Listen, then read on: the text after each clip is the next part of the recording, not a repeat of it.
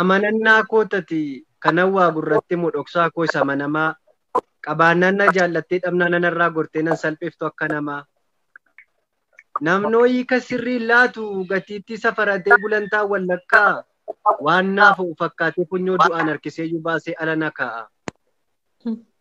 Iseena bira darbaa mutuun funyoo maradhee muka du'aatti fiigu anoosi qofan arge jaalala abbummaa isaatiin fannoo irratti kan naaf dhiigu.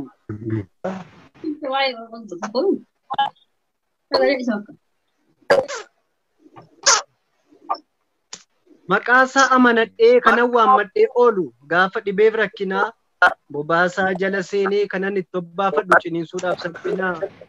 Qixandumaatti abdadhee kanan irratti hojjetu miiltoo koo hangafa firaa birmataa gaafa rakkoo kan dhaga'u iyya koo si qofatu naaf jira. Tokkichaan qajeelchita haala jiruu koo danqee abdiina kutachiisu jireenya natti goota tola kee nattaa softeeyyuu halkan gaafa gachiisu kuuta ta'een adeema ayyaana kee marfamee yommuun ta'us qofaa koo jaalalaan na utubdee galaana na ceesifta nan dagattu gaaf tokko. Tarkaanfiin fageeffadhu yoo yaales karaa namaa si duwwaatu naaf ta'a wabii koo isa manamaa kanan namatti nimne dhoksaa sagaraa kooti kan ba'aa koo naaf baattu dhuguma tabbaa kooti dhimma kootti dhimmitee hojjettee garaa na geessa gurra kees natti qabdee iyyata koos naaf dhageessa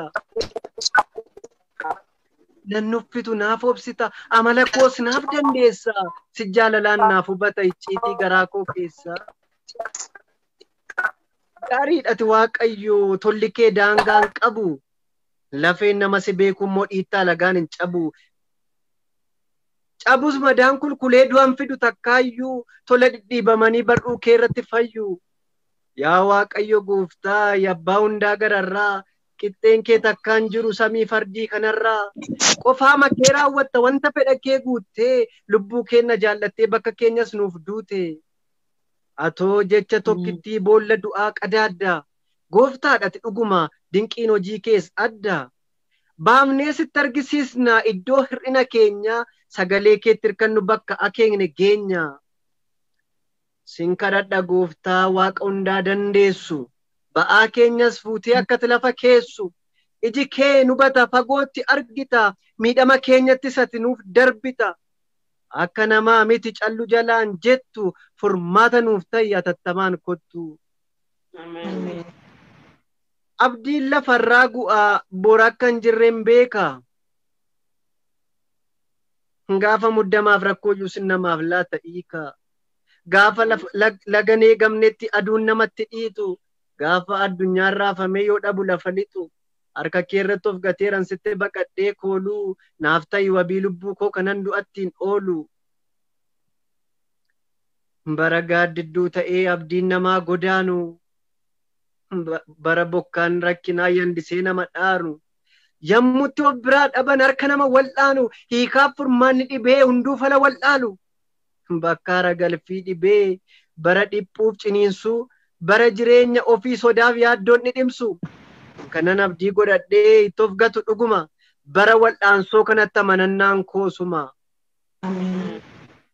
Nan dhiisini Waaqayyoo gaafa nan dhiisaa dhabee amileen koo miidhamu gaafa kiyyoo jal'ootaan tarkaanfiin koo sidhamu yommuu deemsi jiruu koo harkatti bitaacha'u gaafa amileen koo cabee abdiin koo gurraacha'u gaafa hibboon baay'atee igni isaa wal'aalamu gaafa harka jal'ootaatti miidhamee waraanamu gaafa kiyyoon baay'atee abjuun koo takaalamu gaafa deemuuf ka'anii kallattiin wal'aalamu gaafa dhugaan koo badee dirree irratti awwaalamu gaafan kiiloo jal'inaatti dirqamaan madaalamu gaafa bubbeen dhaalamee bidiruun koo raafamu gaafa harka jal'ootaan abdiin koo rarraafamu gaafa yaada qajeelaaf deebiinsaa micciiramu gaafa wanti nabdadhu toorrisaas jijjiiramu gaafa addunyaan martii natti ta'u qoraatti ati nagatteen deemini nan dhiisini qofaatti. Na gargaari akkan gogee mul'anni koo amma seenne akkan daldala cubbuu gabaa lagaatti hin seenne akkan qarooma jedhee madaa kee quban keenye akkan yaada kee ganee balbala ormaan teenye akkan gaaddisa gogu jala mataan qabanne galfatan sirkaa fuudhes akkan eeguun daganne akkan qilleensaa wajjin mana kee keessaan baane akkan dukkanatti hafee nyaata bineensaan taane. Ameen. Akkan wanta godaanutti eenyummaa koo hin hirkifne akkan bakka tana keessa dhiisee gadi hin lakkifne harka kee nama ta'ee si dhiisee akkan hin banne waadaan si wajjin qabus darbadhee akkan hin ganne. Akkan Yihuudaa ta'ee dabarsee sin gurgurre akkan faallaa kee deemee alagaaf hin kurkurre akkan fannoo kee kaayee waanjoo seexanaan baanne ayyaana kee akkan gatee maaddii ormaarraa nyaanne akkan gaaddidduu hordofee mana kee keessaan baane akkan gaaddidduu hordofee karaa kee gadi hin dhiifne akkan yaada garaa koof bakka argee gadi hin ciifne lapheen koo tatarsa'ee waan argeef akka hin dhiinne faayidaattis michoomeen firooma kee akka hin diinne adaraati na oolchi wanta sobaan madaa'u ayyaana keetiin malee dadhabaan hin danda'u.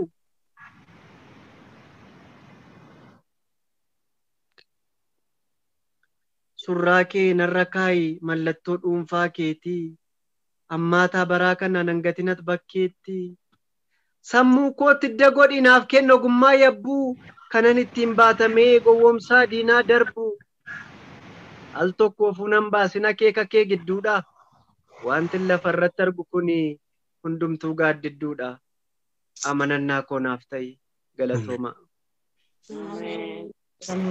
Abeet akkam namatti tola ijoollee akkam namatti tole. Mee eebbisaa. Ameen. Waaqayyo si haa eebbisu barri kee jireenyi kee haa eebbifamu. Ameen. Sirriitti eebbisaa. Ammayyuu. Waaqayyo jireenya lafaaf Waaqayyo si haa eebbisu. Ameen. Waaqayyo jireenya kee baratee haa eebbisu. Waaqayyo si haa eebbisu. Ayyaana isaatiif haa baay'isu. Ameen eebbifama. Jabeessaa aartii isa keessa jiru jajjabeessaa siidii yeroo darbe dubbattanis warri barbaadan nutti hima. Siidiis kitaaba isaas warroonni barbaadan siniif ergamuun hin danda'ama.